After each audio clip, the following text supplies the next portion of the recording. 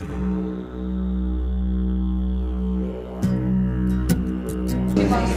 to 12 hours a day for the next 40 days that she fasted, the 40 days and nights that she fasted that got the meeting with the governor.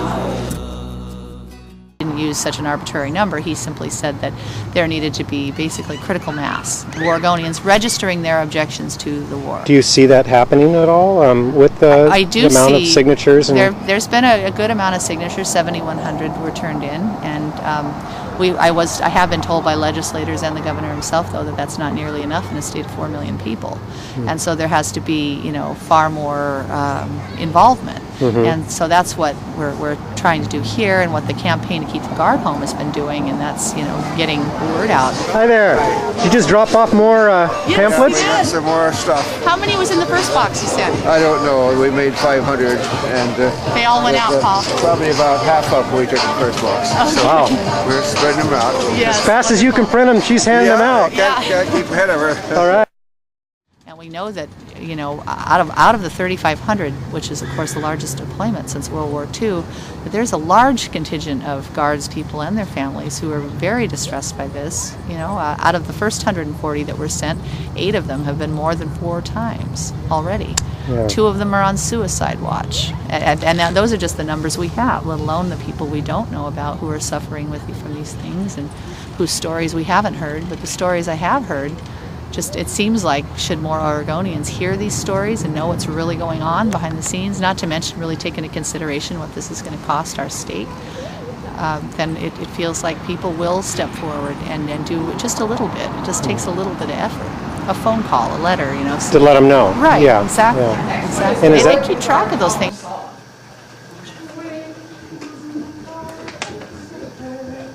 1, 2, 3.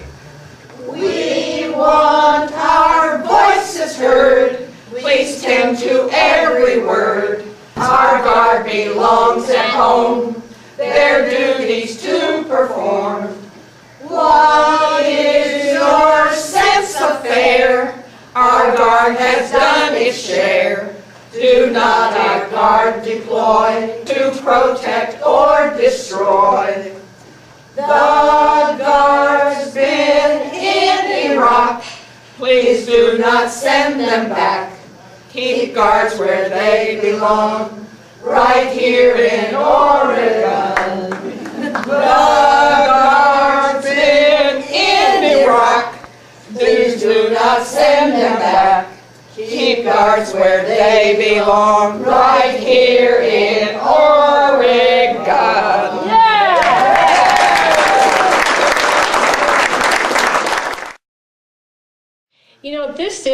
This Bring the Guard Home thing is something that it's different, and it's not just based on our feelings as peace activists that the war is wrong, it's immoral, it's illegal. We all agree about that, but we're not trying to change people's opinions about that. We all agree on those things, but what we're trying to do in this campaign is attack the legal aspect of the deployment of military troops and approach it from a different angle than we've ever approached this issue in the past. Now, I mentioned it's a nationwide campaign. It started just over a year ago, last January. A House representative in Vermont introduced a bill to say that he wanted their governor to refuse to release control of their National Guard.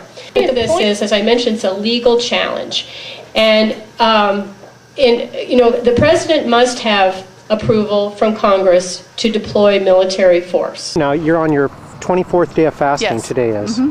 And just water and vitamins. Yes. And how do you feel? I mean, physically, do you feel weak? And I know you've been super busy, and you probably don't have a lot of time to even think about it when you're so busy. But how are you feeling? I feel good. I mean, my body lets me know when it's time to sit down. My head does, especially. I get very, very dizzy, and then, okay, it's time to either drink water or sit down or both. To use military force. We know that, and the president knows that. And in 2002, Congress gave him that authority. But in their wisdom, in Congress's wisdom, they made that authority very, very specific. And it had language in it that was very precise and said, yes, President Bush, you're authorized to use military force, but it is to accomplish two specific missions. One was because the Saddam Hussein regime was considered to be a threat to our government. And the second was to enforce the UN resolutions about weapons of mass destruction and hunt for those. So now Saddam Hussein is dead, and we know there are no WMD. So there is no legal basis for this authorization anymore. Its terms have been met. I just wanted to emphasize and let everybody be sure to tell their groups about the rally on March 15th in Salem at 1 o'clock. That the title, the theme is Stop the Wars, Home and Abroad, Keep Oregon's Guard Home from Iraq and Afghanistan. And it does connect with the economic issue. One of the sub-themes is funding for jobs, education, healthcare, and housing, not war. It connects with the immigrant rights and say no to scapegoating, protect immigrant rights, end the siege of Gaza. So it also connects with the war on Gaza. So I just want to emphasize that we'd like to make this as large as possible. The rally will begin at 1, and then there'll be a march here in Salem afterwards. Then the following day is the lobby day, where again we'd like to have as many people as possible lobbying on the issue, especially of the Guard. Thanks. So that's great. I mean, it says we hit a lot of people with flyers, and we collected literally hundreds of signatures. Good. So, on the petition and the postcards, which we'll be hand delivering, and it's just really exciting. The momentum and the general atmosphere and mood.